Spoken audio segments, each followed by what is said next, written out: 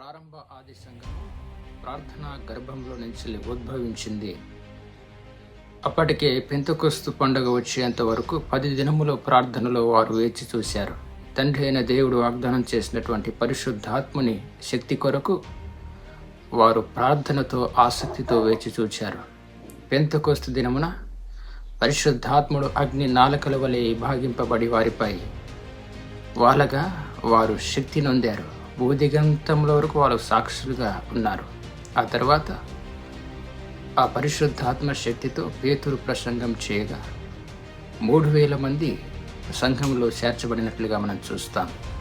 ఆ తర్వాత వారు ప్రార్థన సహవాసం ఇంటింట రొట్టె విరిష్టియందు సహవాసమందు ఎడతెగక ఉన్నారు గనుకనే సంఘంలో అద్భుతాలు ఆశ్చర్య కార్యాలు వారు చూస్తూ సంఘం బహు ఉజ్జీవంగా ముందుకు కొనసాగింది.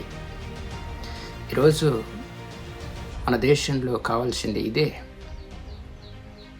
సార్వత్రిక సంఘం ఎప్పుడైతే దేవుని సన్నిధిలో మొరపెడతారో మన దేశం ఉజ్జీవింపబడుతుంది, మన దేశం రగిలించబడుతుంది. మన దేశంలో మారుమూల ప్రాంతాలలో సహితం సేవకులు ఉజ్జీవంతో రగిలించబడతారు. కావలసిందల్లా సంఘం ప్రార్థన చేయటమే. సంఘం ప్రార్థన చేయగా సంఖ్యలు తెగిపోయాయి, సంఖ్యలు ఊడిపోయాయి. సంఘం ప్రార్థన చేస్తే మహా అద్భుత కార్యాలు దేవుడు జరిగిస్తాడు. దేవునికే మహిమ కలుగునుగాక.